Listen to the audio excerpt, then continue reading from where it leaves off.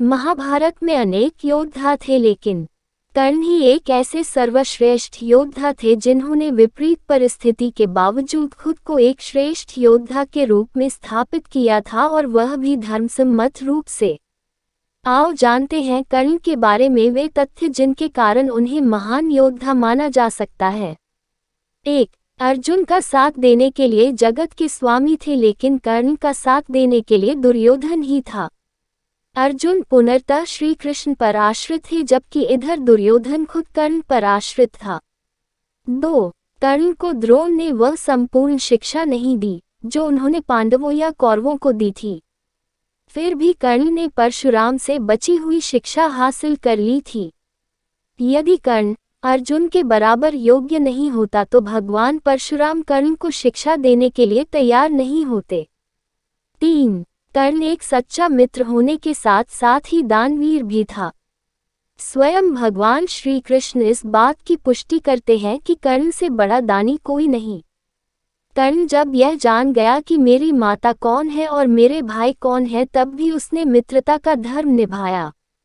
4. श्री कृष्ण की योजना के तहत कर्ण के कवच और कुंडल को छलपूर्वक अर्जुन के पिता इंद्र द्वारा हथिया लेने के बावजूद कर्ण ने युद्ध को एक योद्धा की तरह लड़ा। 5. कर्ण ने जरासंध को अकेले हराया था, वहीं भीम ने श्री कृष्ण की मदद से जरासंध को छल के द्वारा मारा था। 6. कर्ण के पास भगवान परशुराम द्वारा दिया गया शिव का विजय धनुष था। यह धनुष जिस भी योद्धा के हाथ में होता था, उस योद्धा के चारों तरफ एक ऐसा अभेद्य घेरा बना देता था जिसे भगवान शिव का पाशुपतास्त्र भी भेद नहीं सकता था। कर्ण को महाभारत में तब तक नहीं मारा जा सकता था जब तक कि उसके हाथ में वह धनुष था। 7. कर्ण ने कुंती को वचन दिया था कि वो उनके 4 पुत्रों की जान नहीं लेगा, लेकिन वह सिर्फ अर्जुन से ही युद्ध करेगा। युद्ध के दौरान ऐसे कई मौके आए भी जब कर्ण का सामना भीम, युधिष्ठिर, नकुल और सहदेव के साथ हुआ। वो चाहता तो उन सभी को मार सकता था, किंतु उसने ऐसा नहीं किया, क्योंकि एक योद्धा का वचन ही उसके लिए सर्वश्रेष्ठ होता है। 8. जिस द्रुपद को 105 भाई मिलकर जीत नहीं पाए, उसे कर्ण ने दिग्विजय के दौरान अकेले ही हराया था। प्रागज्योतिष का राजा भगदत्त, जिसे राजसूय यज्ञ के दौरान अर्जुन नहीं हरा पाए थे, उसे भी कर्ण ने हराया था। 9. अश्वसेन बाण का संधान दोबारा न करना, यह भी श्रेष्ठता का प्रमाण है।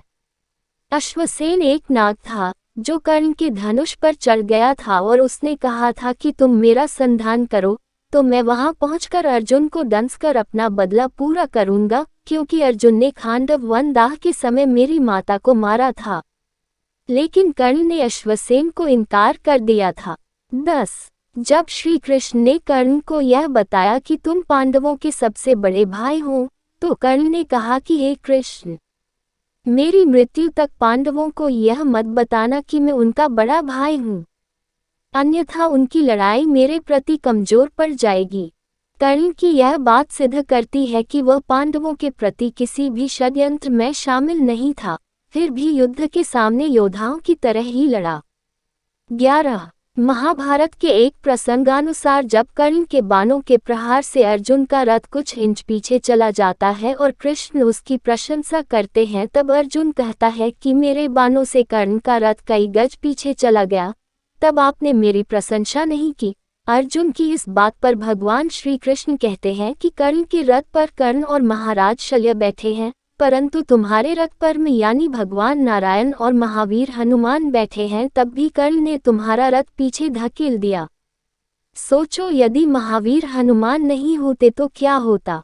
यही कारण थे जिनसे सूतपुत्र कर्ण महान कहलाया। यदि यह कहानी अच्छी लगी तो लाइक करें और इसी तरह की अन्य कथा सुनने के लिए इस चैनल को सब्सक्राइब करें। धन्यवाद।